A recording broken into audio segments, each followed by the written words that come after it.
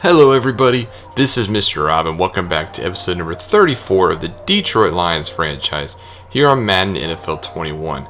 Today we have completed our first 4 games of the 2021 season, so we're going to have our first live recap just to see what's going on around the league, see where our Lions stand up as well as the future of this team. So before we begin though, make sure you leave a like and subscribe down below if you want more franchise content. Let's try to get this channel big in 2021, shall we?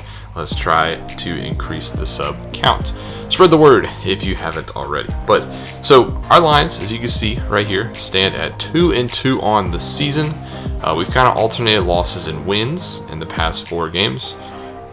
And in the NFC North, we currently sit in 3rd place behind the Vikings, who are 3-1, and the Packers, who are 3-0. Now, if you remember from season 1 in 2020, this was a very bad division. We were under 500 for the majority of the season and had a run at the playoffs, but the Packers eventually ended up picking up the slack last year, and it looks like they haven't slowed down as they sit at 3-0 and are one of 2 undefeated teams in the league, the other being the Kansas City Chiefs, which shouldn't be to anybody's surprise. The Packers, they sit at 3-0, and then we got a bunch of 3-1 teams. Winless teams, there are 3 of them.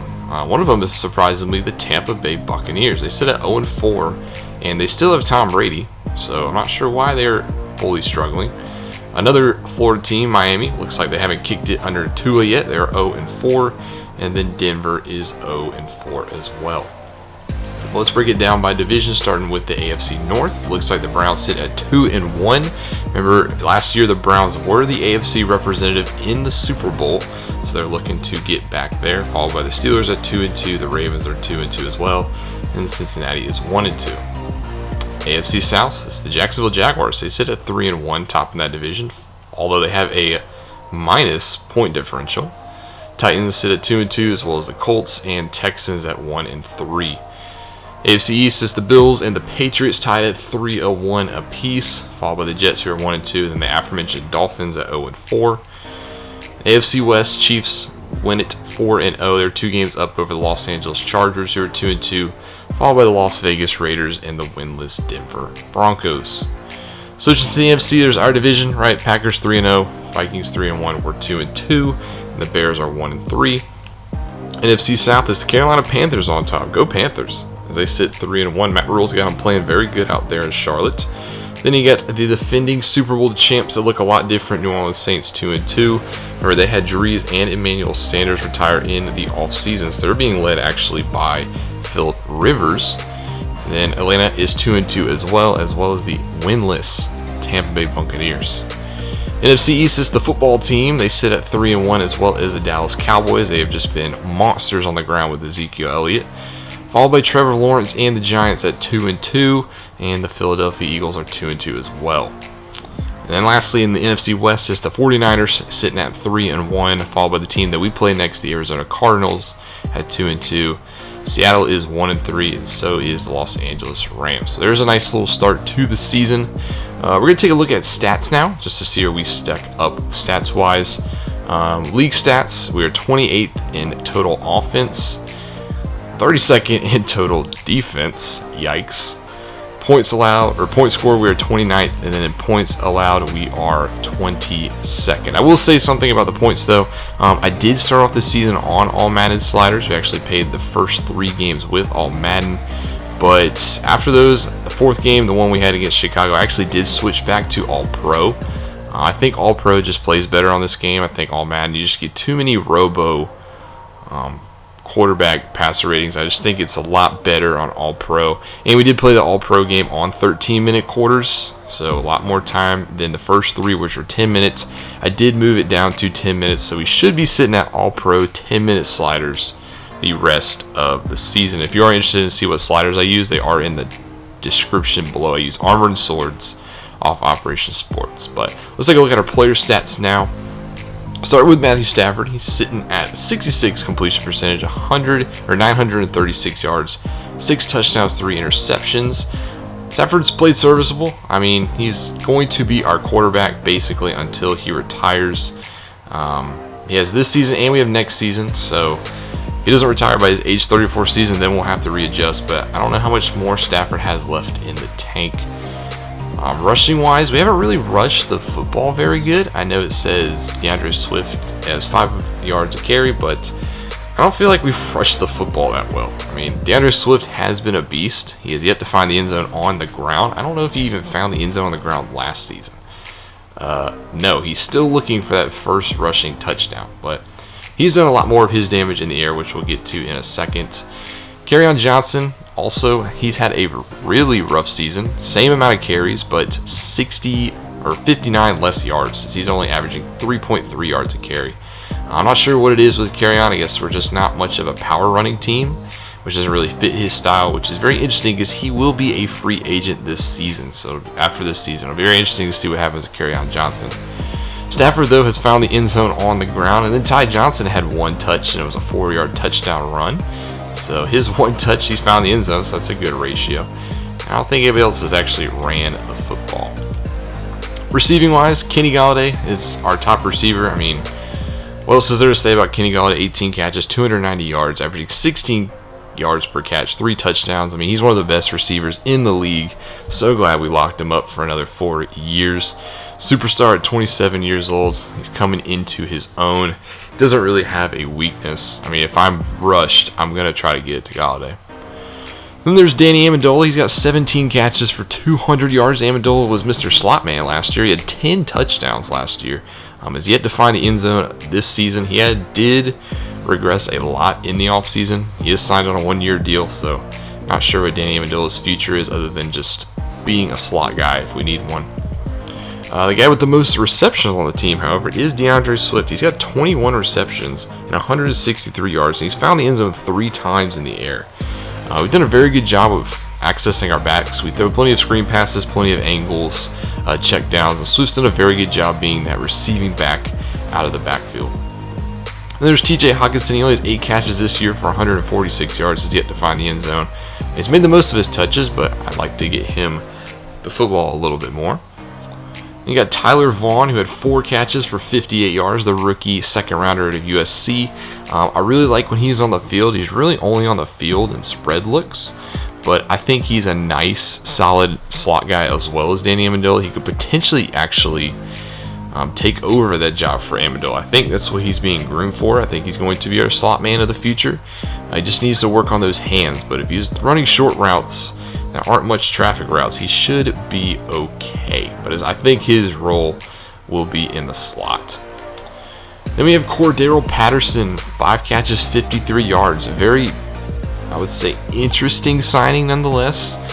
He is 30 years old, but we signed him to a 3-year contract in the offseason, so we are kind of tied to Amendola or Cordell Patterson for the next couple of seasons. I also did want a returner, so that's another reason why I signed Cordell Patterson, but he's kind of been quiet this year. He had 4 catches for 42 in that Bears game we just had, and other than that, he's been catchless in 2 games. The first 2 games, he didn't have a single catch. It took him till Seattle to get one, so which is pretty bad. First off, this is the first time I've actually seen this stat window with the opponent and the results, so props to Madden for doing this. This is actually, that is a very good update. But another thing I want to point out is, look, last year he had 1,200 yards in Chicago, 10 touchdowns. So he had a career year. He cashed it in with us, and so far he's not really making a whole bunch of it. Then we got Jesse James with 2 catches for 25 yards. He's the backup tight end. I'd like to get him more involved. And then Kerryon has a 1-yard catch as well. And I think that's all. Blocking wise, we'll take a look at downs played so we can go through each position. Starting with left tackle Taylor Decker. 2 sacks given up so far this year. We did sign Decker to an extension last year, so he is going to be our left tackle for a little bit. It's hard to come by, I think, offensive linemen in this league, so I think if you can get a pretty decent at best offensive lineman, you want to re-sign him. Jake Burton, the undrafted rookie at UCLA, had some snaps. He didn't do very good. Left guard has been Joe Dahl, and I think he's kind of outperformed his role. I mean, he's 181 downs played. He's only given up 1 sack. I do wish he'd be better in the run game, though. I think our interior, especially him, is a little weak in the run game. So I think that's kind of hindered us a little bit. Center Frank Ragnow, he's been stellar. Has yet to give up a official sack. He is kind of the leader of this offensive line. He is also a free agent coming up as well, and he's one of my top priorities. Then at right guard, we do have Kelechi Osemele, who is our free agent pickup this offseason, signed him to a 1-year, $6.5 million deal. He's been a stud, like I expected. However, you can see he will miss the next 3 or 4 games with that upper arm fracture. That is a huge blow, especially in the pass game. He's not very good in the run, which is another reason why we struggled in the run game, but he has done a good job keeping Stafford upright. His replacement will be the former Ohio State Buckeye Jonah Jackson. Very interesting to see how he plays this game because he has never actually started, and it'll be interesting to see what happens with him. I think he's definitely a big downgrade, especially the passing game from Osemele, so hopefully we can keep Stafford upright. And the last right tackle is Vaitai Halapuli Vaitai.